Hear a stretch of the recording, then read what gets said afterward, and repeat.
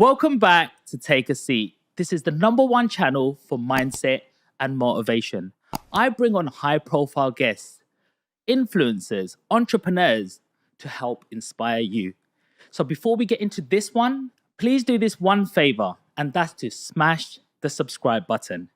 Today's guest is a born entrepreneur. He's been wheeling and dealing since the age of 12. He's been dabbling in the bars and clubs and even bought his first mobile home park at the age of 17. And that's quicker than his billionaire father. I want to know what makes this guy tick. And talking about tick, he knows a few things about watches too. So please welcome Alfie Best Jr. What's happening? Thank you very much. How's it going? All good. Very excited to be here. Thank you for coming on today. The pleasure's all mine. Tell us about your day. How does your day look? Well, I don't know. Not too good today, to be honest with you. I don't think everything's gone my way, but it's always getting up 9 o'clock in the morning, straight out on the door and try and make as much money as possible. Just hard work and persistence is my recipe for success. So I have to do it. I'm not much good at anything else apart from being very determined and persistent. Nice. So what do you do on them bad days? Bad days, well, to be honest with you, if we didn't have bad days, we wouldn't know what the good days was. So I take them and I enjoy them and learn from them, because that's basically all you can do on the bad days. When things doesn't go your way, we must learn from them. That's the times that we learn and we push ourselves forward for the next time. Usually, 9 times out of 10, usually when you have a bad day, you take out experience from that bad day and you use that experience to make your good day.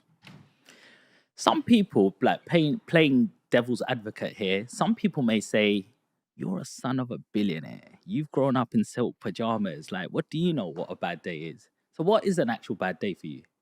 Well, a bad day is when things don't go my way, and what happens in my business, because yeah, I'm a billionaire's son, but that's a billionaire's son. That doesn't make me a billionaire. But I am a millionaire in my own right from what I've worked for and achieved. And did I use all the contacts and all the tools that I had around me, what has been inherited from my father? Yes, I did. But there's so many other people out there that don't even do that, that are just a billionaire's or a millionaire's son. Anybody out there that knows me, that's done business with me, which would be an awful lot of people. I've done business with people from one end of the Richter scale to the other, and they would all vouch for me that I've been working since I've been 12 years old. There's probably very few industries that I haven't been involved in. Where's that hunger come from? You're a billionaire's son. Why do you need to work? I wouldn't say that it was so much a hunger. It's just more of the upbringing that I had, that that's what we done. The men get up and they go to work and try to provide as best life as possible for our families. So tell me, where did this all sort of start from? Like, you're in primary school, you're 8 years old. What was life looking like for you? To be honest with you, I remember my dad buying his first mobile home park, and I was in school, in primary school at Gideon Park, and we left and we moved out of Essex to Potter's Bar, and there I went to a school called Cuffley. And my entrepreneurial life, should I say, hadn't really started until I was 10 or 11. Now, I'd always been around my dad doing deals, gone to work with my dad for days. That was ever from being 4 or 5 years old. And that when I went into senior school, I then developed or learned that I had a very natural ability to trade. And I used to buy and sell sweets. Now, we used to buy and sell sweets from the off license. And then I went to work with my granddad one day and found a cash and carry. So I was then, because I wasn't the first person to think of the idea of selling sweets in school.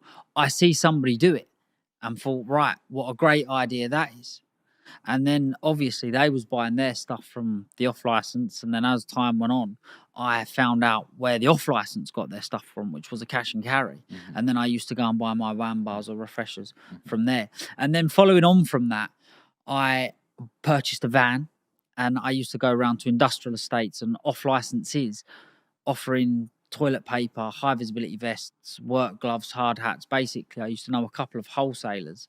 How I got into it was my grandfather used to do it. So I used to know a couple of wholesalers that I used to go to and buy this and offer it. And some people used to buy it because they would like to see a young person do well. Some people would turn their nose up and think, why ain't this kid in school?